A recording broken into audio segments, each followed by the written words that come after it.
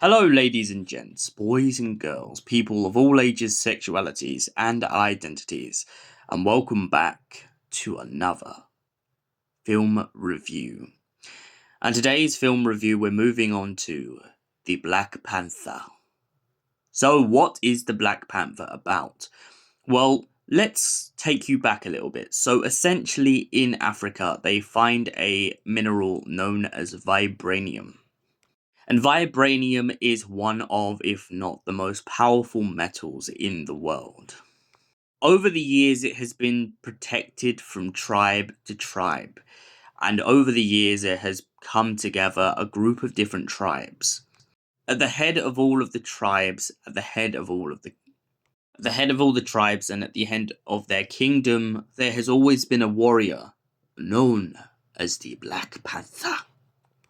And each year, a new son of the Black Panther will be prepared to go into a fight to essentially claim his right to become the Black Panther.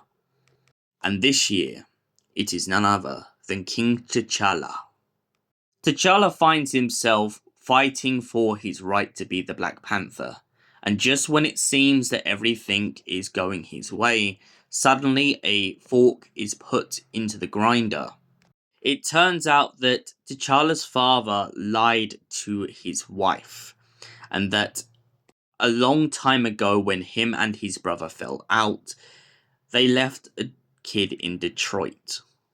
A kid who went on to become a man known as Killmonger.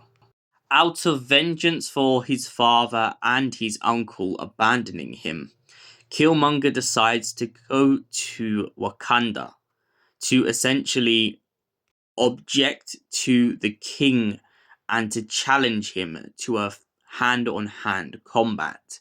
If he wins, he will be the next in the dynasty to become the Black Panther. If he loses, then he shall be outcasted once again and left to fend for himself.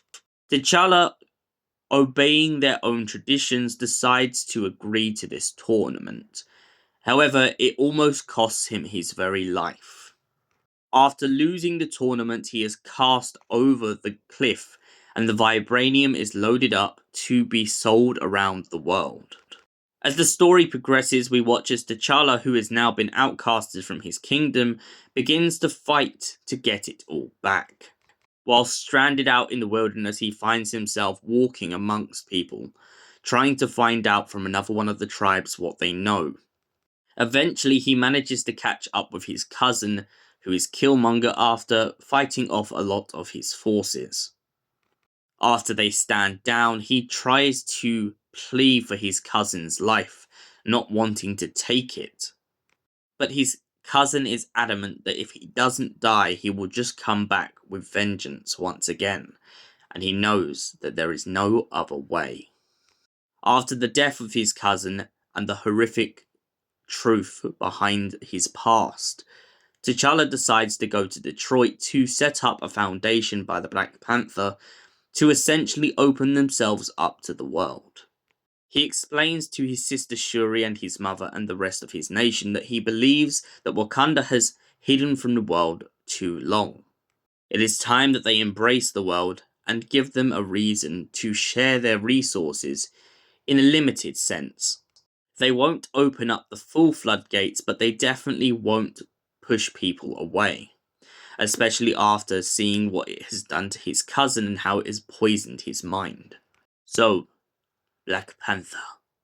What would I give this out of 10? Honestly, this is a 10 out of 10 film to me. Chadwick Boseman as the Black Panther will always be the OG of the character.